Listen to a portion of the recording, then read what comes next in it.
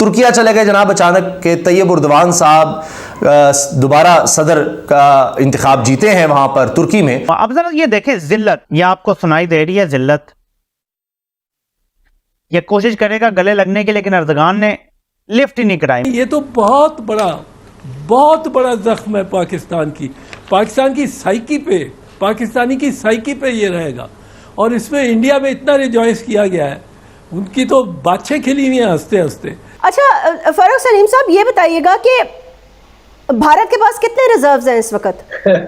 ये मुकाबला ना करें। नहीं, मुकाबला नहीं करी, बस वैसे ही अपनी जनरल नॉलेज के लिए पूछना चाह रही थी। देखिए, भारत के पास कोई $650 अरब के फॉरेन एक्सचेंज रिजर्व्स हैं इस वक्त। शहबाज शरीफ साहब मिलते हैं तैयब उर्दवान से, अब बाकायदा उसमें नजर आ रहा है कि वही जो शहबाज शरीफ का अंदाज होता है कि जबरदस्ती मिलने का, हाथ पकड़ लिया तो अंदर खींच लिया, ऐसे बाजू में हाथ डाल दिया, वो अजीबोगरीब हरकतें। जब आर्मी सतह के दो लीडर मिलते हैं तो सूरत हाल और होती है, और जब एक बैगर मिलता है तो उसके साथ सूरत हाल डिफरेंट होती है, ये आपने देख लिया। अब क्या करते हैं, उनका हाथ पकड़ते हैं और छोड़ते नहीं, और फिर उनको जबरदस्ती गले लगा रहे हैं, जबरदस्ती। वो तैयब उर्दवान अपनी जगह खड़े हैं, वो जरा नहीं हिल रहे। I mean, nobody wants to invest, क्योंकि पता ही नहीं है जी कल क्या होगा, अच्छा परसों क्या होगा, अच्छा जी रात को क्या हो जाएगा, सुबह क्या हो जाएगा। अब लोग तरह तरह के तबसरे कर रहे हैं कि जी जरूरत क्या थी जाने की, फिर या अनइनवाइटेड चले गए हैं। यानी वो नजर आ रहा है कि जो कुर्सियों की पहली रो है, पहली लाइन है, उसमें है ही नहीं शहबाज शरीफ साहब, उससे पीछे बिठाया हुआ है। एक तस्वीर में तो ये नजर आ रहा है।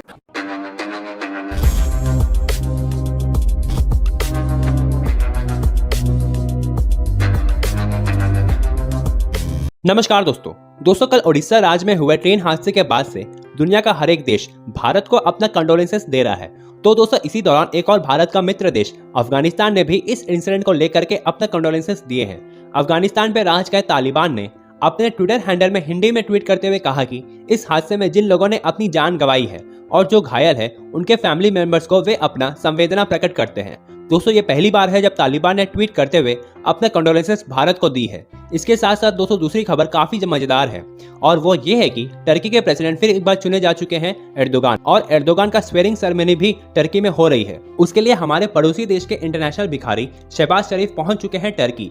और इस वीडियो में हम देख सकते हैं किस तरह से शहबाज शरीफ जबरदस्ती एर्दोगान के गले पड़ने की कोशिश कर रहे हैं, लेकिन टर्की के प्रेसिडेंट शहबाज शरीफ को कोल्ड शोल्डर देते हुए उनसे गले नहीं मिल रहे हैं। तो अब ये पाकिस्तानी मीडिया बात कर रही है, एक तरफ जहां भारतीय पीएम मोदी जी से मिलने के लिए अमेरिका जैसे सुपर पावर भी खुद चलकर आते हैं, वहीं दूसरी तरफ शहबाज शरीफ टर्की के पीएम के गले पड़ रहे हैं, लेकिन फिर भी उन्हें रेस्पेक्ट नहीं दिया जा रहा है। तो चलिए दोस्तों, इसी पर आगे पाकिस्तानी मीडिया का रिएक्शन देखते हैं। आप देख लें कि कितना कंफ्यूज जिसका लीडर होगा, यानी जो लीड कर रहा होगा हुकूमत को, उसका हाल ये होगा तो वो क्या हुकूमत होगी जिसका लीडर ही बुखलाया होगा। बात कर रहा हूं प्राइम मिनिस्टर की, शहबाज शरीफ की।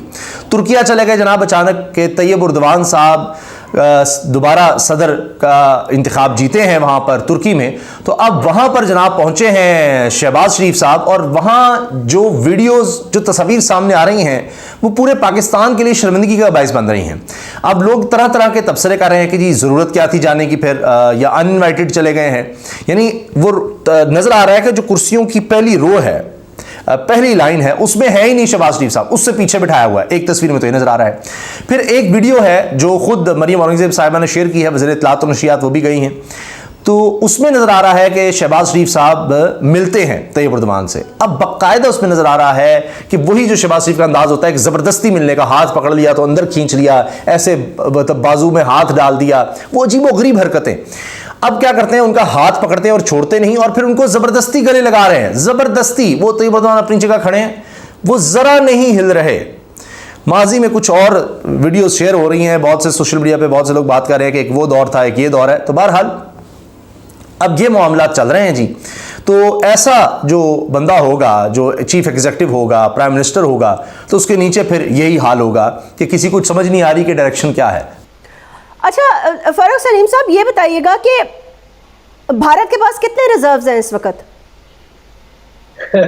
ये मुकाबला ना करें। नहीं, मुकाबला नहीं करी, बस वैसे ही अपनी जनरल नॉलेज के लिए पूछना चाह रही थी। देखिए, भारत के पास कोई $650 अरब के फॉरेन एक्सचेंज रिजर्व्स हैं इस वक्त। पिछले साल एक वक्त आया था कि उन्होंने भी ये सोचा कि मसनूई तरीके से भारतीय रुपए की कदर को मजबूत किया जाए। तो 100 अरब डॉलर उनके सेंट्रल बैंक ने मार्केट में फेंका और वो पहुंच गए थे 550 अरब डॉलर पे। फिर उन्होंने सबक सीखा कि भाई 100 अरब डॉलर हमने फेंका है और उसके बावजूद कोई असर नहीं हुआ हमारी करेंसी के ऊपर। ये सबक हम नहीं सीख पा रहे हैं। हम अभी भी इस इल्यूजन में रहते हैं कि हम शायद अपने सेंट्रल बैंक से कुछ डॉलर्स उठा के मार्केट में इंटरवीन करेंगे और मसनूई तरीके से रुपए को मजबूत कर लेंगे।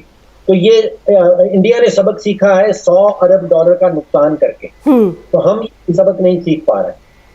लेकिन आप ये भी तो देखें ना फारूक सलीम साहब कि इंडिया में एक पॉलिटिकल डेमोक्रेटिक प्रोसेस जो है वो कॉन्स्टेंटली चलता जा रहा है। हालांकि आई थिंक कोविड ने उनको बहुत बुरी तरह हिट किया, बट उसके बावजूद भी जो पॉलिटिकल, और चले उसका एग्जांपल उसके अलावा आप हमारे इर्द गिर्द कितने और ममालिक के नेबर्स हैं, आप देख लें एक पॉलिटिकल प्रोसेस डेमोक्रेटिकली प्रोसेस एक चलता जा रहा है। मतलब एक ऐसे इंतशार की सिचुएशन तो नहीं है ना। अगर आप ये देखें 2014 के बाद से मुझे ऐसे लग रहा है पाकिस्तान में नॉन स्टॉप एक वॉल्केनिक पॉलिटिकल एक्टिविटी हो रही थी जो वाकई बहुत डिसरप्ट कर रही थी पाकिस्तान की मईशत को। I mean nobody wants to invest, क्योंकि पता ही नहीं है जी कल क्या होगा, अच्छा परसों क्या होगा, अच्छा जी रात को क्या हो जाएगा, सुबह क्या हो जाएगा। तो आप कैसे कह सकते हैं कंडूसिव एनवायरनमेंट होगी और लोग बड़ी खुश आइन तरीके से अपनी मईशत को या अपने कारोबारों को चलाएंगे।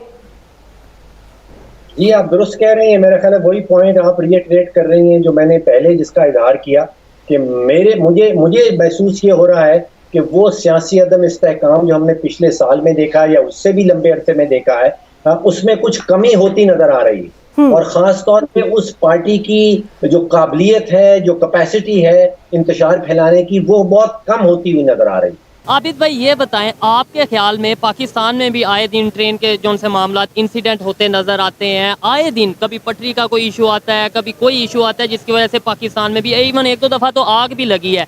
क्या ये ट्रेन के सिस्टम में कोई मिसमैनेजमेंट होती होगी ऐसे इंसिडेंट जो होते हैं, या फिर ड्राइवर की कोई गफलत? नहीं, मैं आपको बताता हूँ ये गफलत नहीं होती और ये ट्रेन का नहीं इतना होता। मैं अपने आइडिया की बात कर रहा हूँ। हम कोई एक्सपर्ट हम एक्सपर्ट नहीं है, इतना नॉलेज नहीं है, लेकिन अपने ज़हन से बात कर रहा हूँ। ये हादसा जो होने हैं वो होने हैं। देखिए सम टाइम होता है कि पुरानी बोगियाँ हम लोग यूज़ कर रहे होते हैं, पुराने इंजन यूज़ कर रहे होते हैं, बहुत ज़्यादा पुराने। सम टाइम होता है जिस पटरी के ऊपर वो ट्रेन चल रही है वो अपनी जगह से थोड़ा सा आगे पीछे, मतलब कोई ना कोई मसले मसाइल पुरानी हो चुकी होती हैं, उसकी वजह से यार देखिए होने को तो प्लेन भी क्रैश हो जाते हैं जिसमें कई 100 लोग होते हैं। पाकिस्तान में कितनी बार हुआ, मारगला की पहाड़ियों में जाके प्लेन गिरे। अच्छा उसके ऊपर भी मैंने ये देखा है इंडिया ने उस टाइम भी मैसेज दिया था। इन्होंने इवन मैं आबिद भाई आपकी बात काट रहा हूँ, इवन जब फ्लड आया पाकिस्तान में तब भी वहाँ से इशारा दिया गया, वहाँ से गेस्चर ऐसे आए कि भाई हम हेल्प कर, मतलब यहाँ से अगर कोई थोड़ा बहुत हेल्प के लिए लोग कहते हैं या गवर्नमेंट कहती तो वो जरूर हेल्प करते हैं। आपको क्या लगता है? जी बिल्कुल करते हेल्प, और करनी भी चाहिए। देखिए आज इंडिया के ऊपर ये टाइम आया, ये वक्त है, ये किसी के ऊपर देखिए हादसा है ना, ये किसी के साथ भी हो सकता है। तो इतनी इंसानियत थोड़ी सी होनी चाहिए कि ऐसे हालात में एक दूसरे का हाल खैर खबर पूछनी चाहिए यार।